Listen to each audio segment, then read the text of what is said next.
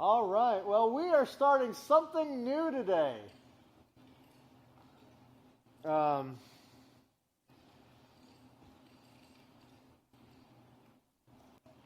right. Well, I'm skipping all over the place. Okay. Put me on the second slide. All right. Yeah, that'll be fine right there. All right. So we'll get to this slide in just a second. So we'll just sit here tight. You can stare at that and wonder what it is for a minute. We're starting something new today, which is church history.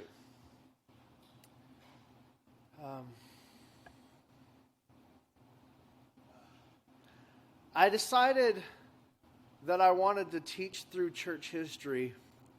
I guess it was about a year and a half ago I decided I wanted to do this because of some conversation I was having with different people in the church and outside the church. I realized we had no idea where we were from, what we've gone through, why we believe what we believe, how we came to these things.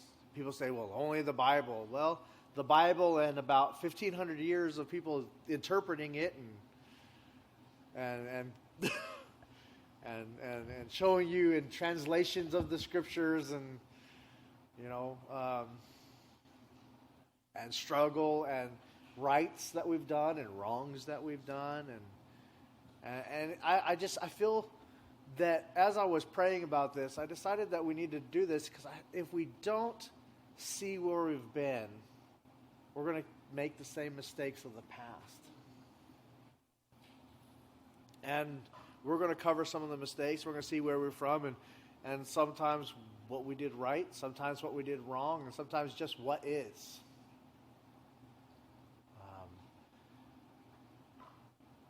So when I say history, what do you think of? What's history? Past? Old Testament?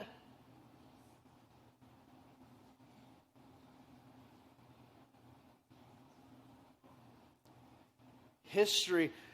It's been defined a lot of different ways in the past. Incidents, information about incidents. I want to say it was Napoleon who said it's bunk. Of course, he said it in French, so it probably sounded better. A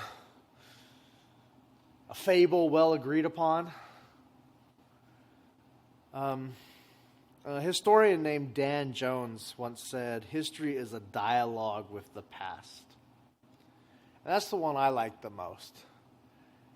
History is our dialogue, our discussion with the things that's come before us. It's not just the events, it's how we interpret the events. I mean, there's no way we can know everything that went on in the past that affects the today. It's just not everything is recorded. And yet everything is connected. Everything is connected. That's why you can't predict the future unless there was a theory out. Isaac Asimov, he had this book where he writes about being able to predict the future if you know enough of the variables. But there's a wrench that's thrown in there. You can't know all the variables. The chaos theory states if, butterfly flaps its wings, it causes an earthquake, a hurricane. You just can't know all the variables. And history is that dialogue with the past that we struggle with as we seek to understand where we've been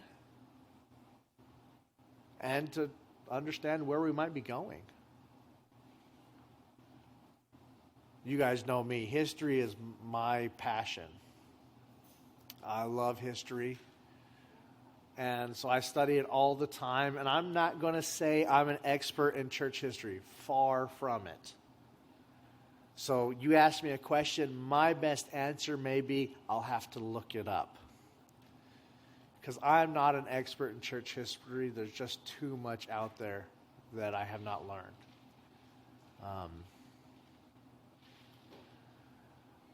But I think we could say history is a dialogue with the past, then church history is the dialogue with the past that directly involves the Christian church. I say Christian church because we're not talking about Islamic church or Jewish synagogues, or we're just talking about the Western Christian church. And so we're going to do that.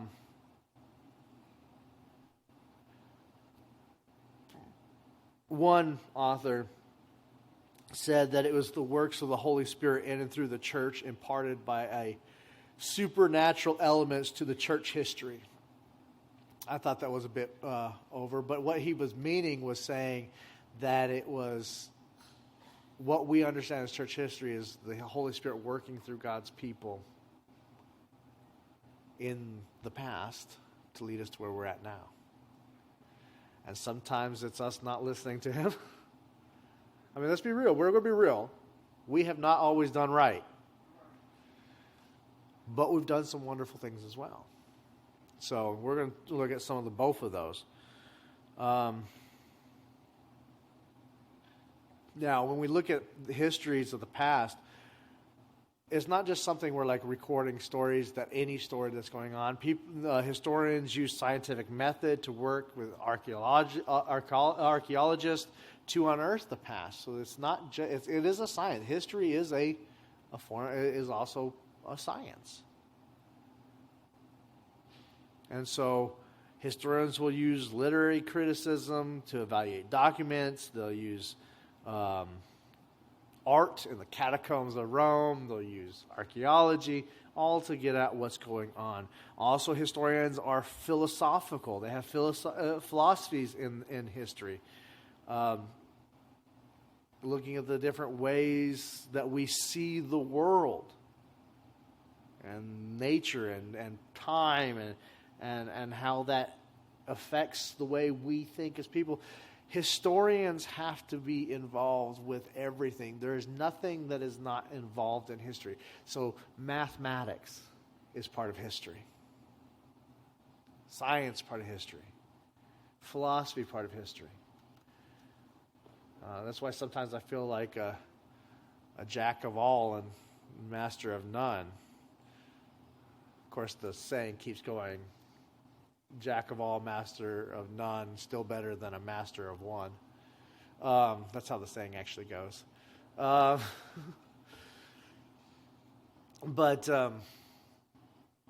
because as I study history, there's nothing that's not connected. So that being said, we are going to be using a bias. I've used that word before. What is bias?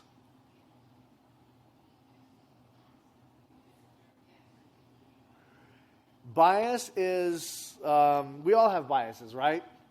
Things that we are biased against, or that we are, it may be the way we work at things. Yes? There you go, a point of view. Predisposition to a point of view.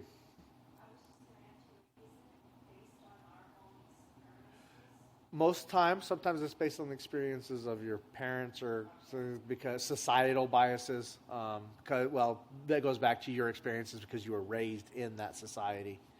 We as Americans have societal biases because of where we, how we've grown up. But there's no such thing as unbiased history. No such thing. Someone say this is an unbiased history. They're lying to you.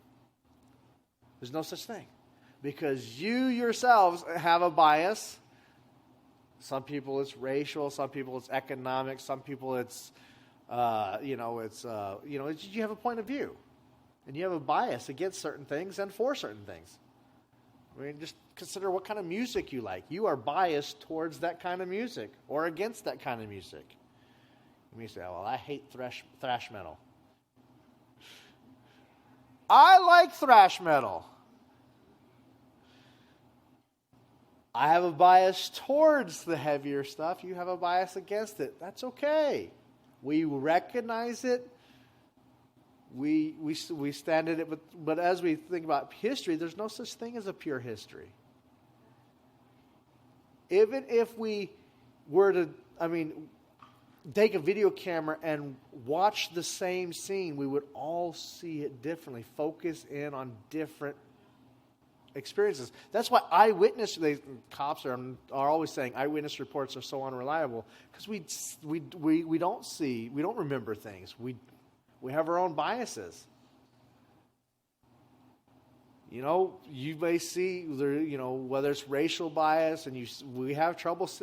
It's not, even if you're not racist, you have trouble seeing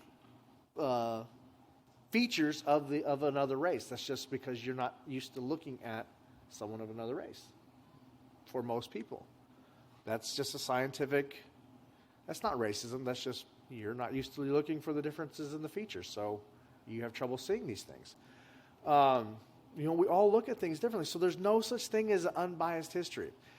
We are going to be using a bias. We are looking at church history, which means it is biased towards the church. We're not going to be looking at some of the Roman history. We're going to be touching on Roman history, but I'm not going to be talking about the fall of the Roman history and how that came about. Of course, that's very interesting. The Decline and Fall of Rome, 8-volume series, really good.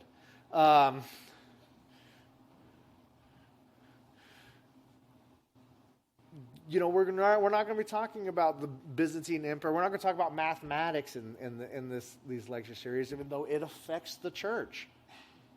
Pythagoras, when he came out and wrote the theorem, that was part of a series of events and a way of thinking that affects the church. But we're not going to be talking about that because we're biasing our history towards the church history. So it is churches. We can seek to eliminate our biases, but there's no way we can actually get rid of them altogether.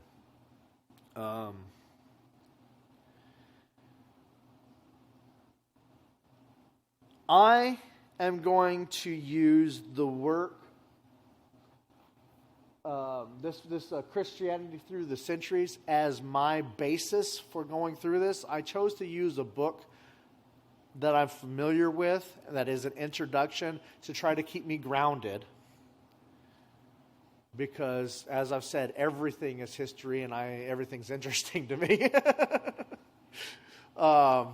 So this is going to help keep me grounded. If you want to buy the book, you can follow along. Some points of what we're going to do here, I'm going to quote directly from it, or read directly from it. Other times, I'm going to be a little more loose with it. But this is the book I'm going to be following. We're going to get into names and dates. Thank God you guys aren't taking an exam. Not like I had to. But this is the book I'm going to be using primarily. It's not the only book, however, I'm going to be using. This one right here is another one that is really good, and I almost went with this as my primary base. It's the only reason I chose not to go with this one. It might actually be a better one for this, but I'm not as familiar with it, so I chose to go with this. Church History in Plain Language. This one's very good for the laity. I see some of you writing, so I won't go on to the next book.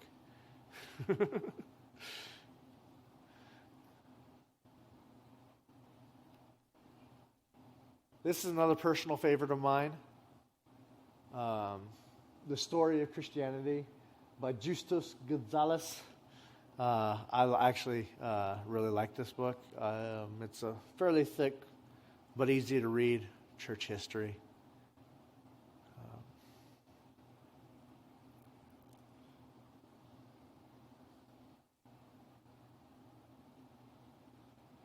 And my all-time favorite is The History of Christianity.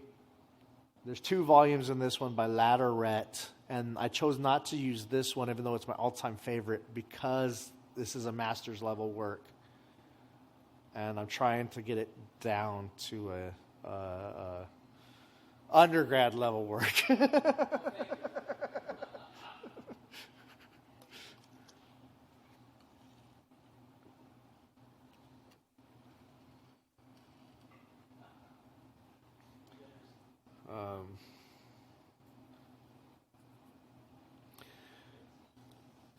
And I say that, yes, I have taken masters in this. Like I said, I'm not an expert in this. So if I get going too fast or get over your heads or are missing a bit of history that I take for granted that you know and you don't be afraid to stop me and say, wait, we can always take more time to go through this. If there's something you're not understanding or a bit of history that led up to this event and you're like, wait, sometimes I forget what people know and what people don't know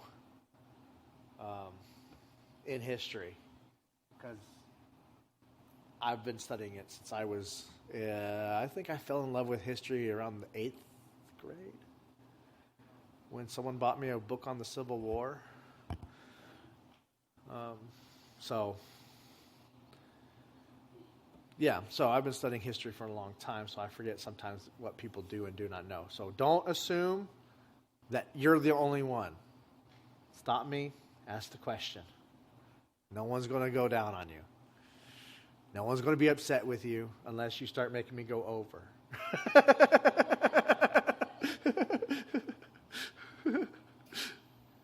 All right. One last thing on biases and the works that I'm going to be using. I'm going to be using the word pagan as we go through this. I don't like the word pagan.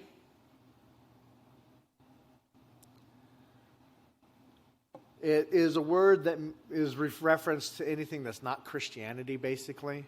And I don't like the term. It's too broad and it's too demeaning.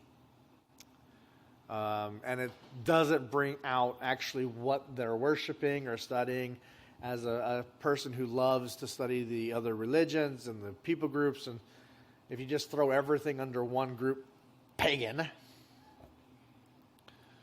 you're really demeaning and undermining the beautiful richness of the people group that does often convert to Christianity or not.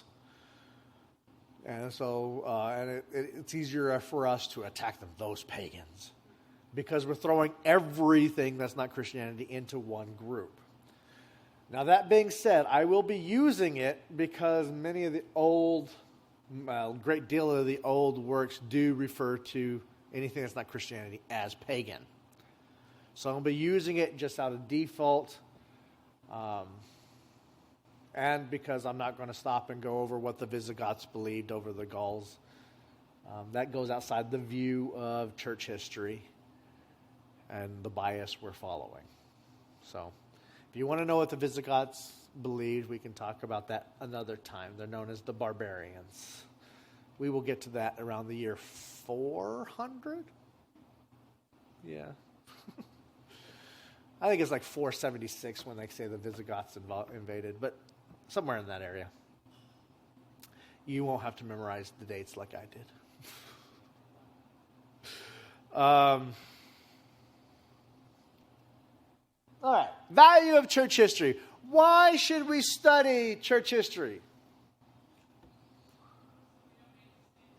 Okay, so we don't make the same mistake twice.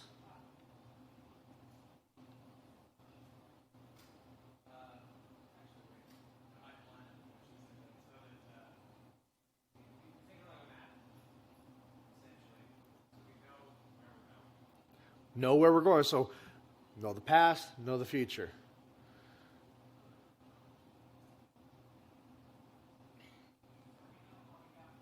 So you know how you're at now. I mean, absolutely. One thing we don't want to be is ignorant people that just say, we say we're Christians. You believe in Christ, right? We say we're Christians. How many of us know our ancestry? Oh, well, okay. How many? Do you guys know your own personal ancestries? Most of us don't, and we know some of them. Well, we're like that in the church too. We've forgotten where it comes from. We've forgotten the rich culture that we are. We in the United States talk about where we came from. We actually came. Europeans came to the United States. We've only been around as a nation for about a little over 200 years. We were here a long time before that. We didn't just string up as our own nation. And what led us here is part of our ancestry. And how we came in contact with other people groups is part of our ancestry. And how we intermingled and enter racial marriages, and that's part of our ancestry. And as a church, how we came in contact with other people groups that left. As we left, we talk about how Paul took the word to the Gentiles, and while those Gentiles spread it further, and how they encountered and came in contact, and how they developed into what we are now. That's part of our ancestry.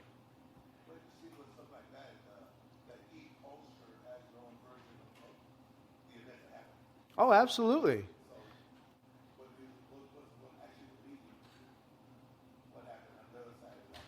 And we are going to follow some bases on that.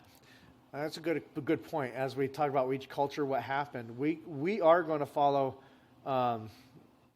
a Western European version of the story. We're going to leave the Eastern Orthodox Church behind not long after the Great Schism, because it doesn't really affect us here until until the people from that area started coming over to the United States. It doesn't really affect us. This church's history, if you go back far enough, is mostly following from Rome. I know from the Catholics. I don't know, some of you guys are like anti-Catholics. It actually comes from the Catholic Church that schismed from the other churches and created their own. And there's, and so how that develops is very important. And we'll look at some of that. We're going to follow some bias. Just what we choose to put in there and leave out is a bias. And so we're not going to be talking about, at being an intro, we're not going to be talking about some of the fringe groups that, that are fascinating. I got 4 centuries of church theology right at my house, and it's a fascinating read. But most of the groups in there we won't talk about. Because, we just don't have that kind of preview. So we are going to follow that. But we do follow it for understanding, to aid in understanding the presence, how we got to where we're at, why we're the way we are. Maybe we've made some mistakes. Maybe we need to get not back. I hate when we say, let's get back to the way. Let's move forward, maybe to reconciliation, maybe not, maybe to this, maybe that. We can't go backwards. That's impossible for us to do. We say, let's go back. We can't go backwards. Why can't we go backwards? It's in the past. That's right. Time only moves one direction for us anyways. Time only moves one direction. Forward. We can't go backwards. So if we're going to say, let's get back to something, well, maybe we want to reclaim something, we have to move forward to do that. So we study the church, we study history to know where we're at, how different liturgical practices became understood. Anything simple like why we celebrate communion the way we do. Or how baptism and communion became the two major sacraments, and you might throw marriage in that as well. But we've done away with. But then other churches have other sacraments as well, like catechism and and confession and last rites and stuff like that. And where those, these things are important. How we got to where we're at. Why we do the things we do. Why does church look the way it looks? This is important. We may not think about it, but it's important. Because it doesn't always end up that way,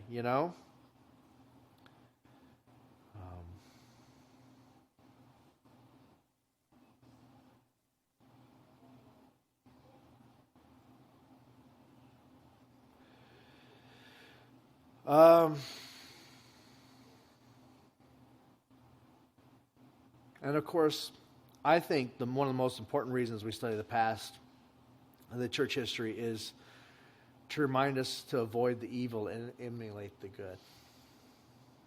What goods have we done? How can we emulate that? and avoid the things that were not good. Because if we're going to move forward in health, we have to avoid those things that are bad. Organization of church history. I put this in here. There are different branches of church history, different topics we can follow, and we will talk about some of these individually at different times, such as political, the relationship between the church and the state, secular environment, how, the secular environment in the church, these political movements. We're going to be talking some about that as we go through this. But that also means we'll have to talk about some politics, ancient politics and modern ones. But ancient ones, like you can't understand.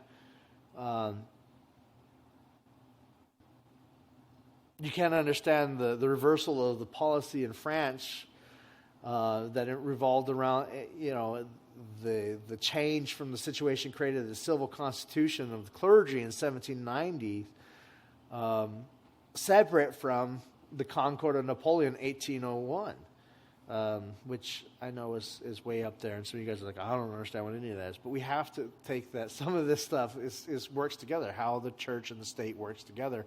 We'll talk about the Byzantine Empire. We'll talk about Constantine. We'll talk about the fall of Roman Empire. We'll talk about the Vandals and the Goths. I just was reading about them the other day. How that all works together. We're going to have to talk about political climate. We're going to have to talk about how the church propagated, spread its message, and how its mission fields and the stories and the techniques which the gospel has been carried to other ones, and some good ways that it's been carried and some bad ways that it's been carried. And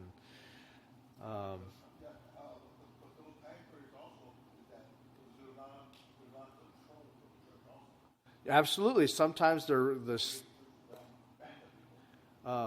sometimes absolutely. We're also going to look at persecution. One of the sessions we're going to have, and I kind of like to do it. We'll take a vote later, see if you guys actually want to do it. But I found this hour-long video so it'd take up the entire class on YouTube, and it's about the first female, one of the first females that are persecuted in the church. Really interesting video. I thought it was fascinating. We'll talk about persecution. We often talk about Muslim persecution today, but it's part of the Christian faith too. We've been persecuted; they've been persecuted. Some of it's been, Diocletians and the different persecutions had a major impact on the church. We're going to have to talk about polity. Anyone know what the word polity means? That's one of those church words that we don't ever use anymore. Polity. Polity. Polity. It's how the church is governed. That's basically what that word means. It means how the church is governed. We're going to have to look at how it came to be in the Pope, and how it split from the Pope, and how it became to what happened to the church in Constantinople, what happened to the church in Alexandria, what happened to, and how the church was run, and then the literature of the church fathers. Oh, church fathers are fascinating. Origen and Tertullian, and just wonderful works that really influenced what we believe today. We say, well, only the Bible. But their thinkings developed the way we interpret the Scriptures, and how even our Scriptures have been translated, have been influenced by these great workers, we call them the apostolic fathers, the church fathers, early church fathers, pre and post Nicene. The Nicaea we'll talk about this, is 325, when the Council of Nicaea, which did not have anything to do with taking books out of the Bible. I just want to throw that out there. I see that a lot on social media a lot. The Church of Nicaea took 13 books out of the Bible. Did not. The Council of Nicaea had nothing to do with that. Very fascinating. We'll look at the works of Justin the Martyr.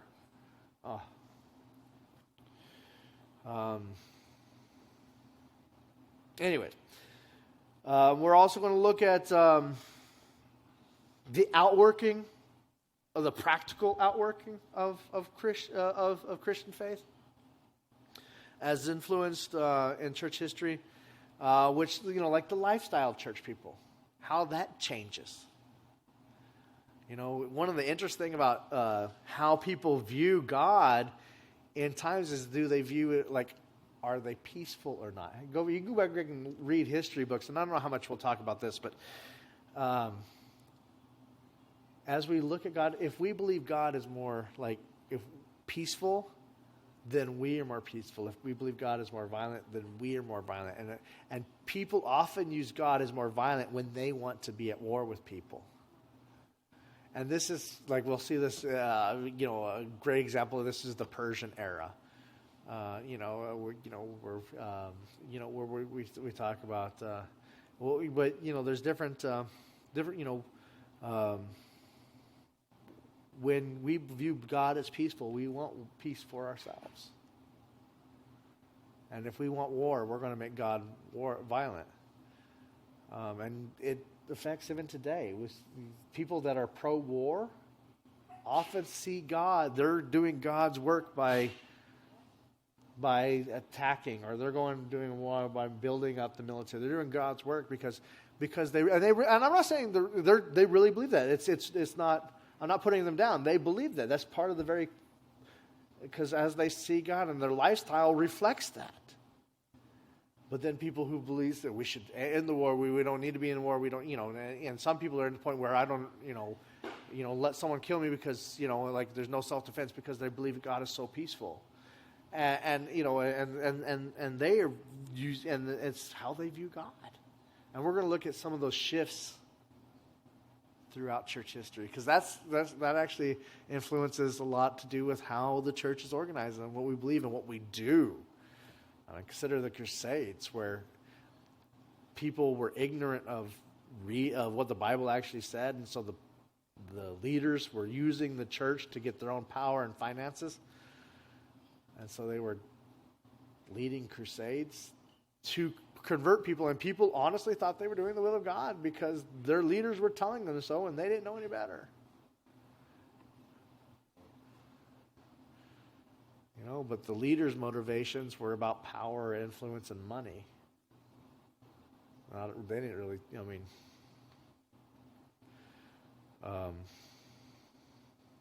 but one of the other things we'll talk about is presentation, church styles. Fascinating study, how churches looked. Pros and cons of that. How we present the truth. Like this right here, really new, though probably outdated. Interesting enough, our education system is always behind the PowerPoint system. And church is actually going away because everyone has their phones and stuff like that, so they're using different methods to present information now. Fascinating, and I'm interested to see where the metaverse takes us in presentation of information. Not necessarily metaverse, but that VR mentality. I'm interested to see where that takes us in the future. But also presentation includes things like what songs we sing. Actually, what we were watching, it was on Hulu the other night. I want to say it was on Hulu. There was a wonderful documentary on Jesus music, how it came out of the Jesus movement and the church that happened in California, and how it influenced the rest of the church into the 80s and 90s, and leading up to today, and some predictions. Interesting. Handouts. Everyone loves handouts. Some of you guys are like, I never touch these again.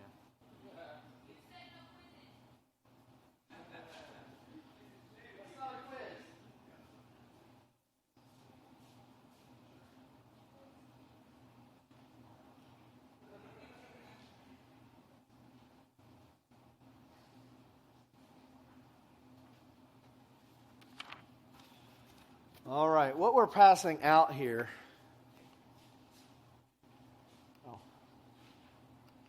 is periods of church history. We are looking at the past. So we do have to talk about timelines. Now, I'm trying to cut back on this as much as possible, but there's going to be some jumping back and forth in time. That's inevitable because we follow one track and then we have to come back and talk about another track. I'm trying to cut back that as much of that as possible because it gets confusing. I don't know how many of you guys have been like that. You know, you're like, wait, which period of time are we in? I'm going to try to make it as clear and concise so that we stay on track. But what I've done for you here is done a couple of handouts. One, the first handout, that chronological of the church history, which you also see on the board here. This is straight from that book I told you I was going to follow, Christianity Through the Centuries. That's straight from that book. And it's a pretty detailed timeline so that you'll see some of the major things that we're going to be talking about as we go through.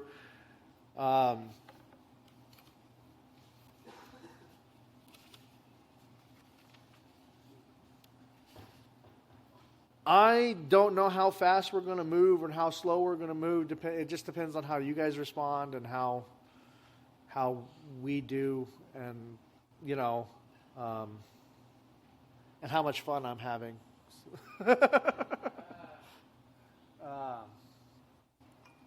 Because it is fascinating. But the second one is one I typed up. And this is kind of an overview, periods of church history. This kind of is an overview to give you like where we're going to sit. The first section that we're going to sit with is going to be the ancient church history, and that's 5 BC to 590. I've been working through this section. I know we've got several weeks in this section, so we're not going to go too fast through it. But it ends at 590, and we'll be looking at a lot of the setup stuff in that time period. How we got to, being the Western Christian church. All happens in that 590 period. And I've been going back through and trying to cut some things out.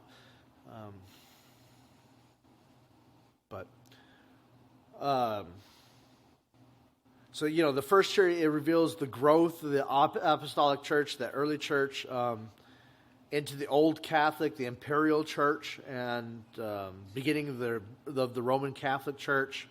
It's going to be centered around the Mediterranean basin, which is Israel, Asia, Africa, Europe, all that centered around the Mediterranean Sea. And how the church operated in the Greco-Roman world, because what happens is the Roman Empire is over in Paul's time. The Roman Empire is there, and so it follows the Roman Empire. It doesn't go so much into China and stuff like that, though there is evidence that it does, but a lot of our history doesn't. So we're going to leave a lot of China and stuff like that out. India is going to be left out of this discussion because it does, like I said, it's a bias. It doesn't really affect our current situation. Though if you're interested in how it got to China and when and where and early churches, or early people going to China, it's actually a pretty interesting study. We don't know a lot, but kind of interesting. We know later stuff like the Jesuits. But spread of Christianity is to the Empire 100. That's the Roman Empire. How Christianity emerged, and then the struggles of the old Catholic imperial church to survive in a time of persecution, martyrs. This is often what we think of when we think of the early church. Those martyrs being killed, the early church. That's going to be in 100 to 313. And then 313, to 500 is when the old Catholic Imperial Church really becomes dominant, and we get the setup for the Roman Catholic Church, and monasticism is in a rise, and it virtually becomes the Roman Catholic Church, and all of Christianity really becomes not every bit of it, but most. It's the largest leader is the Roman Catholic Church. Then we're going to go what we call medieval. I'm not a big fan of the term medieval, but it's what is there.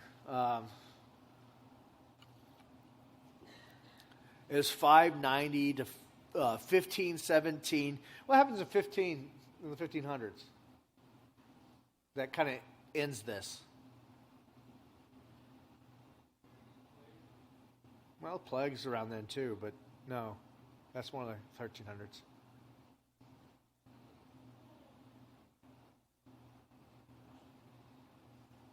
Protestant Reformation. Martin Luther, Zwingli. So we're going to talk about the Latin tectonic, Teutonic, which Latin, it would be like the Roman Church. The tribes, we're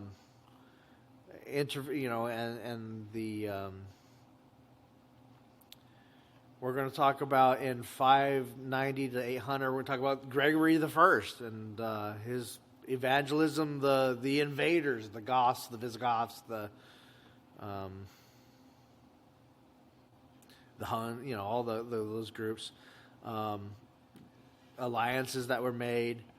We're going to look at ebbs and flow between church and state, because sometimes the church and state get along really well, and sometimes the state rules over the church, and sometimes this church rules over the state. And actually, I think bad things when both of those happen. That's why I like the separation of church and state. I don't like it when the church is ruling over the state either, because then it becomes a position of power. And actually, we have evidence that some people got into the church just because they wanted to be political leaders, and they don't even believe in Christ. They just because it's a position of power. And if the church is ruling over the state, well, then they're going to be part of that state, the church. I don't really care for that. It leads to corruption and stuff, and doing all kinds of wonderful things in the name of Christ that have nothing to do with Christ. 1000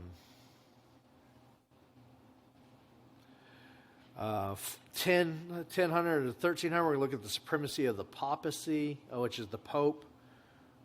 Thomas Aquinas is during that time. We're going to look at reformers, Wycliffe, John Huss, Martin Luther, the Protestant Reformation. That'll take place in 1517 to 1600. The Reformation, the Calvin Reformation. The Jesuits will be during that time period.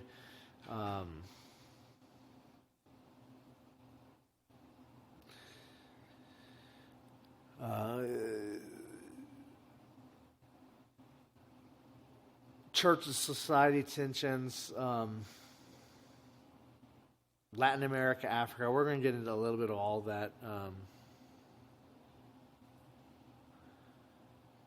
And as we're going through this, we'll probably take some breaks from time to time and do other things, because I understand that some of you guys are not as interested in this as me. And we'll need a break to process what we're learning. So we'll be doing some stuff, and so if I get going too long, let me know, and we'll find a good spot to break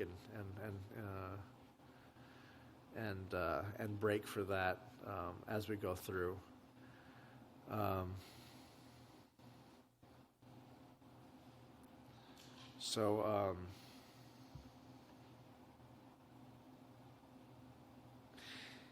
Anyway, any questions about what we're going to be doing for the next few weeks and why we're doing it? Yay or nay on looking forward to it? Some of you are looking forward to it. Some of you are not. That's cool. Like I said, I hope some of my enthusiasm gets passed on to you guys because I find this absolutely fascinating. If I had discovered church history before, I might have just mastered in it, but they didn't have that where I was going to school at. So I don't know what I would have done, just church historian.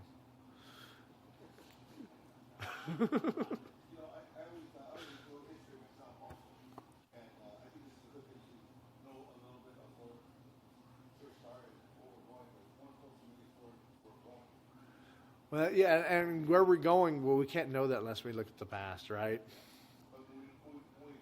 Moving forward, absolutely. We're going to move forward. One of the things that I actually, as you're saying that, one of the things that I want to do as we look in the past is we can start some things that we need to be aware of what we see in our culture today that is unhealthy. Try to fix those things. And what is healthy from the past that we can bring in, or what are we doing now that we need to make sure we preserve, and how can we preserve some of those things? And sometimes they don't match up. What you think is important may not be important in the long run, Historically speaking, we see some things, we focus on certain things, and if we focus on them too tight, they disappear. Well, let's take homosexuality. We can try to preserve, and homosexuals are bad and evil and all that, but if you focus too much on the sexuality part, you take your eyes off of God, and instead what we need to be doing is changing that into let's lift up God, restore the family, and God's plan for the family and marriage, and then things like homosexuality, that will actually solve itself out in the long run. These are things that, I mean, honestly, they can't reproduce if they're. but it will. It will work itself out. It's homosexuality throughout history has been a sign of a nation that has lost its family basis. And I'm not saying that that's what causes it, but it might be what causes it. But it's been a sign of a nation in decline because it's.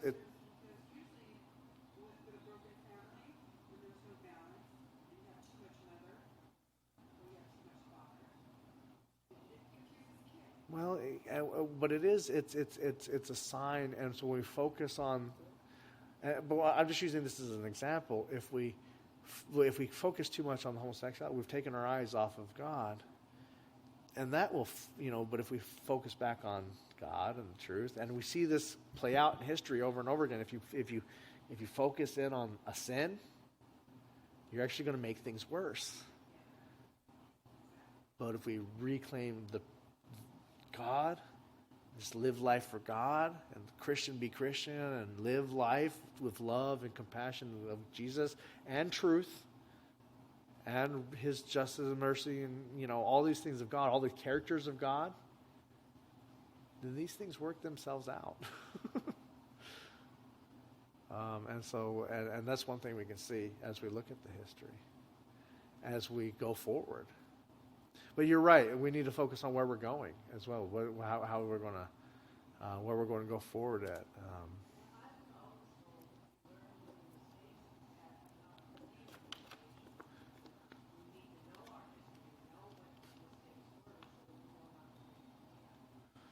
Those who fail history are destined to repeat history.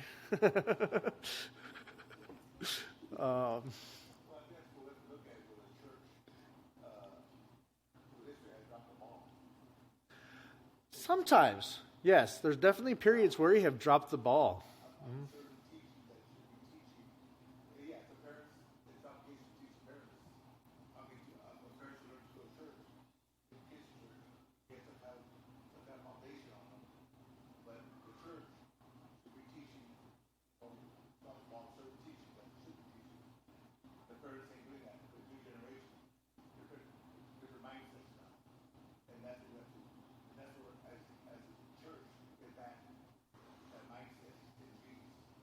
And we do have to focus back on Jesus. We have to do focus on Jesus, not focus back on Jesus, focus on Jesus. I even get into that habit of saying back. Can't go backwards. Let's focus on Jesus and work forward in that. As we seem to, as we work forward. One of the things that I want to do as we go through this is there'll be times when we stop and we just talk about church theology, and I haven't worked out when and where those will be. Some of that's going to be as I develop what the class is going to look like, because I had the COVID and the grandma dying and that, so I'm a little behind in my preparation, so I'm a little further behind than I really wanted to be as we started this. We will be stopping and looking at certain key theological points. And we'll be looking at all the different points. I don't want anyone getting mad because I'm not following just your point of view. We'll look at the different points of view on some of these issues. Our biases, we have to take the perspectives and what happened and what didn't happen. And some of these things will be obvious as what will happen, and some of these things don't, because there are some issues that we'll need to look at as we go through church history that are fascinating. And I'll bring up some different documentation. What I'd love to see, and I don't know if any of you guys are brave enough to try it, but I'd love to see a debate happen between some members of our congregation where I give you a topic. We could, here's the one that you guys are at least familiar with. We can choose other ones, stuff like Calvinism and Arminianism. And I'd love to give you one person Arminianism and one Calvinism and see you guys argue from that perspective. And have a debate, or maybe a team's debate. I think it'd be fun to see what happens. But actually debate as if it was your point of view. Not like, oh, well, we need to be, I hate it when people are like, oh, well, we just need to be cooperative. No, act like you believe it.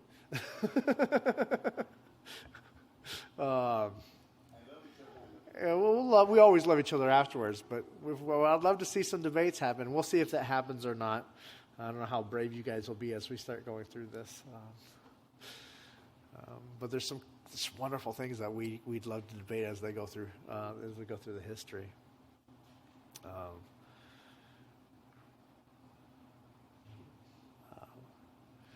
And that would have forced you guys to do some research on your own, which I know some of you guys are like, yeah, I'd love to do some research on my own. And some of you guys are like, I don't have time for that. And that's cool too.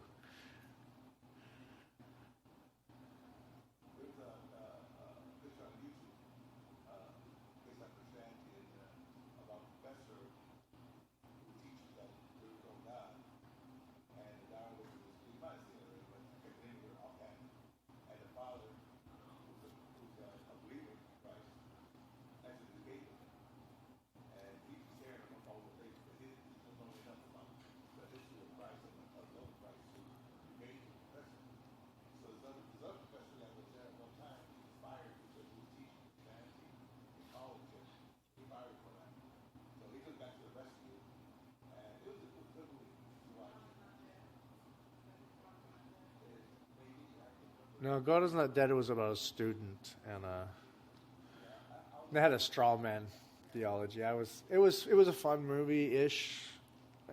Too many straw man cases. I'm sorry. You may not know what a straw man is. A straw man argument. Sorry. Straw man argument is when you put up a fake man made of straw that you argue against. So a fake argument. And it's usually not the real argument. It's a straw man made of straw. It's not the real man. It's the fake man that you're arguing against. And so when you say you're giving a straw man, and this is a debate tactic that you can read books on rhetoric. They talk about straw man arguments. So a man made of straw, where you make this facsimile of the argument, but you're not actually arguing with the real argument. You're making this. And God is Not Dead turned the atheist professor. He wasn't actually an atheist. He was an agnostic who had turned away from God. So he wasn't really arguing against atheists. He was talking about a hurt man who was anti-God because he had been hurt, and so it was a straw man. It wasn't the real man. What they were saying he was, an atheist. It was a straw man. So that was my major problem with the movie. Was it was a straw man argument. I think they could have just marketed it as what it was. It was a great sermon on the love of God restoring a relationship that had been broken through debate in a philosophical class. And so I think that was great, but it was not a great book for, and someone told me, well, you just watch this movie and you'll learn how to argue against atheism. No, you're arguing about a straw man. So, like I said, great movie if you look at it one way, not so great if you look at it another way. Strawman books on rhetoric. They used to teach rhetoric, I'm told. I never learned rhetoric. I think we should restore the teaching of rhetoric. Those of you who don't know, rhetoric is like how to debate and make arguments in cases and stuff like that. Any other comments? It is time to go, but we have enough questions for one more question if we need it. All right, someone close us out in prayer, and hopefully you'll be excited about this as I am next week. Who wants to close us out?